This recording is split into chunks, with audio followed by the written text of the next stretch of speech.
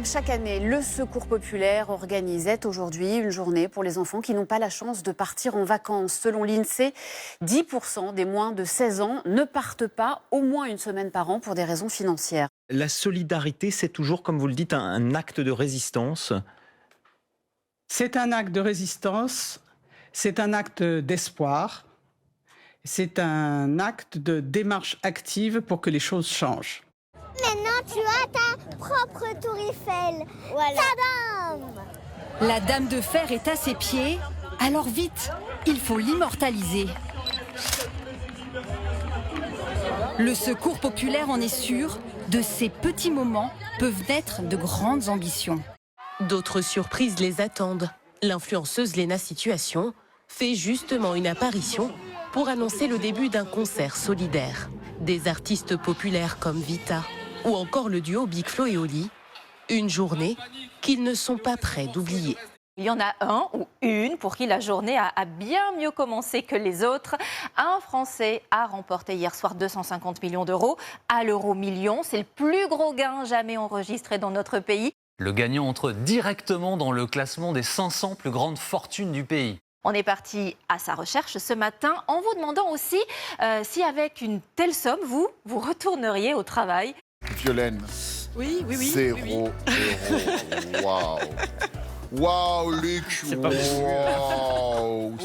50 euros. Vous allez sur, pour des besoins d'urgence, sur des applications de rencontres. Avez-vous rencontré l'amour ou pas? Oui, j'ai rencontré mon chéri Alan. Ok. Et avant ça, j'avais rencontré plein d'autres... Oui, merci. Oui, Ça a l'air sympa, vos soirées. Oui, c'est ça. Ils ne sont pas prêts d'oublier ce moment.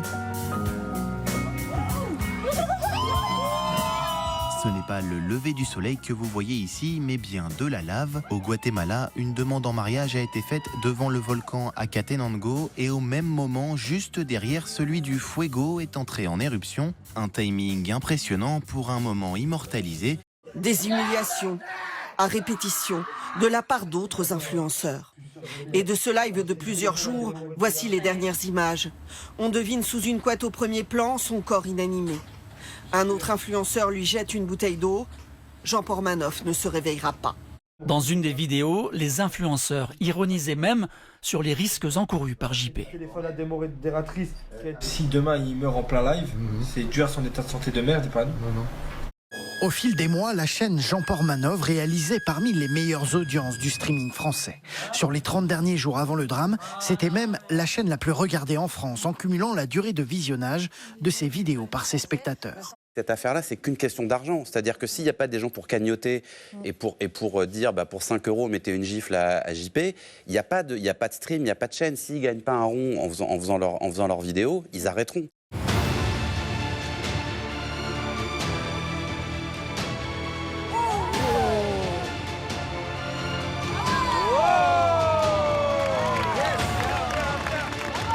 Ce soir, l'armée israélienne annonce avoir officiellement débuté la conquête de Gazaville. Elle en contrôle déjà la périphérie dans son ensemble.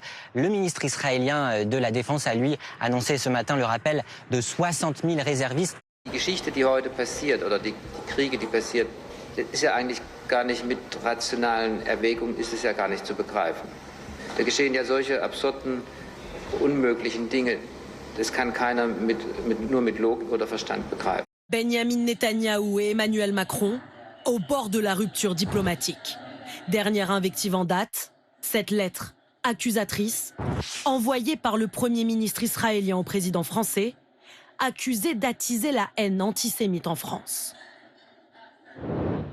Votre appel pour un État palestinien verse de l'huile sur le feu antisémite. Benjamin Netanyahou continue dans l'horreur, en assimilant la politique de son gouvernement aux Juifs, ce que nous n'avons jamais fait. Critiquer le gouvernement de Benjamin Netanyahou qui est en train de commettre un génocide dans la bande de Gaza n'a rien à voir avec une critique d'une religion, c'est une critique d'une politique d'extrême droite qui est en train d'exterminer un peuple. L'analyse selon laquelle la décision de la France de reconnaître l'État de Palestine dès septembre expliquerait la montée des violences antisémites en France est erronée, abjecte, et ne demeurera pas sans réponse. Je regrette que le président de la République ait beaucoup de mots et assez peu d'actes. Il dit qu'il va reconnaître l'État de Palestine, ne l'a toujours pas fait. Et ce matin, je m'interroge, que va-t-il reconnaître ? un cimetière. Le Canada, la Finlande, le Portugal devraient faire de même, tout comme l'Australie, à laquelle Benjamin Netanyahou a aussi adressé un courrier. L'histoire se souviendra du Premier ministre australien Albanese comme d'un politicien faible qui a trahi Israël et abandonné les Juifs d'Australie. La force ne se mesure pas au nombre de personnes que l'on peut faire exploser ou au nombre d'enfants que l'on peut laisser affamer. La force des islamistes, c'est finalement d'avoir réussi à transformer la haine des Juifs et d'Israël en une valeur morale qu'on ne peut plus discuter. C'est ce qu'on peut appeler, si vous voulez, l'islamo-palestinisme. Non.